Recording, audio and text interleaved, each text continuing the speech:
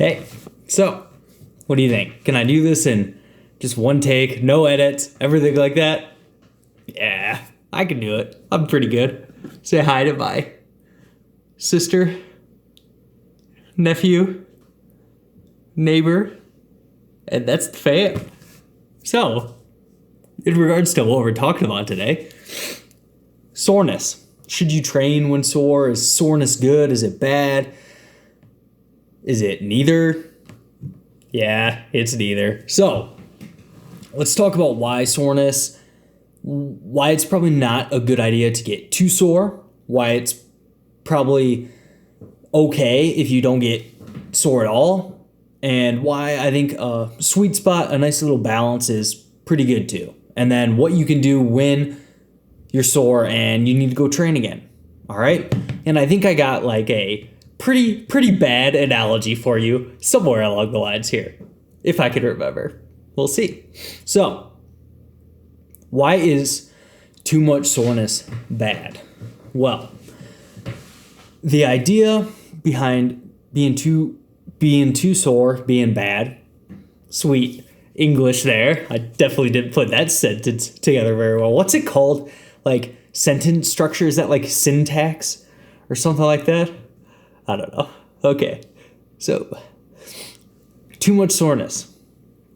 Probably not a good thing because most of our recovery resources might go towards actually like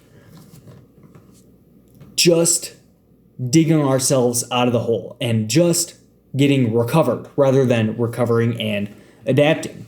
And the analogy I like, which I think that like Broderick Chavez was the first place I heard this, was that say you're digging a hole, because that's a nice relatable analogy. I mean, we're always just like digging holes nowadays, right? So say you're digging a hole and I totally messed up my analogy there. Had to do one cut, all right? One cut in this video is all I'm doing, okay? So let's say your training is like digging a little bit of a hole. And what we're going to have to do is we're going to fill that hole, and then it's almost like we don't realize the hole is full and we get a little bit more dirt on top of that hole. So your adaptation, a little bit of muscles trying to get a good angle there for the biceps and forearms. I'm sorry. So say it's like kind of digging a hole, and if you do too much and you dig too much of a hole, then you might not have enough recovery resources or spare dirt to fill the hole. And you might just end up filling the hole and not having enough adaptive capabilities or resources to kind of super compensate and put a little bit of dirt on top of the hole. I think that analogy kind of made some sense, so I'm running with it. And if you do too much, you're not going to have enough to kind of have a little bit left over for that actual adaptation. And if you're too sore all the time, you might risk that. Now, if you don't get sore at all, I don't think that's a bad thing. But I would want to look at, okay, how good is your pump? Are you still getting pretty good pumps? All right. How good is your performance? Is your performance still increasing? All right, then you're probably in a pretty good spot, even if you're not getting sore. Now, I do think getting a little bit of sore tells us a couple of things. So for one, it tells us we trained the target muscle group, which obviously if we want to get bigger and stronger, we're going to have to train our target muscle group. So it tells us that we trained that muscle group at least. And it also tells us that we probably overloaded that muscle, disrupted homeostasis. So the body likes to keep things chill, stay in the same spot, homeostasis. And being sore is an indicator that we probably provided attention on that muscle that was enough to disrupt that homeostasis and maybe result in adaptation if we have enough recovery resources and we don't do too much.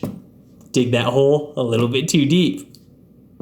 And yeah, so I think that there's kind of a sweet spot there to where a little bit of soreness, probably no big deal. Too much soreness, probably not a good thing. No soreness at all, not necessarily a bad thing, but let's also look at performance, how you're pumps are doing, and stuff like that. Now, what do you do when you're too sore? What do you do then to train? And I think that a little bit of soreness, probably all right. A ton of soreness, let's do something here. So 2 options. But before, quick story. So if you want to know the easiest way to be sore for a week and a half, I don't know why you'd want to know this, but here's a pretty sweet little superset. So dumbbell walking lunges, supersetted with immediately after goblet squats. Flip up a dumbbell, do squats. Keep constant tension on your quads.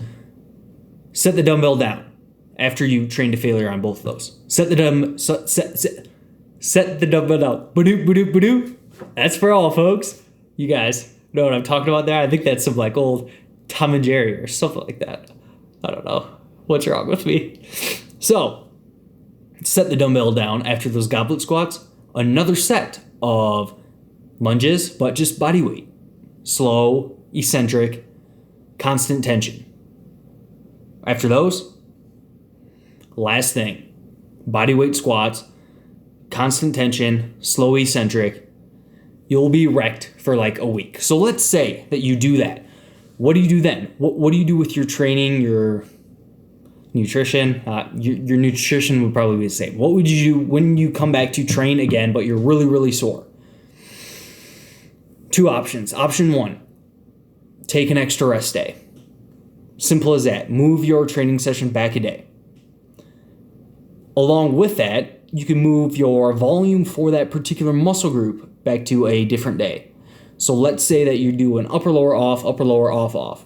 If your triceps are still sore on that second upper body day, just move your direct tricep volume back to another day to your lower body day. That way you don't have to totally mess up your training schedule. And that's the thing. Sometimes this option doesn't work great because it messes up your training schedule and your weekly schedule. So what do you do in that situation? Well, in that situation, I would probably take a light day. So basically all you're doing is a unplanned deload for that single muscle group. So you're just kind of doing a deload session for that muscle group instead of scratching your whole mesocycle as not great. All right, so all you're gonna do is cut volume in half, your pre-planned volume, and then leave 3 to 5 reps in reserve.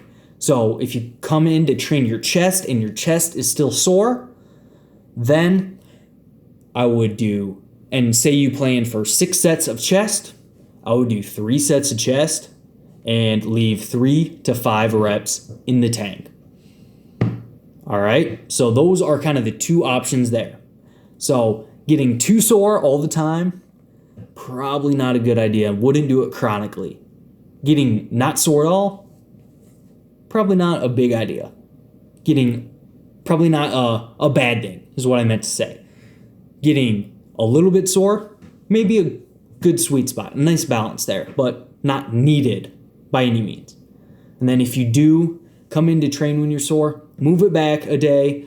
Have a light day, move it to a different day, move that volume to a different day, or you can have a optional light session and stuff like that, all right? So hopefully that helps you out there, and I will see you in that next one.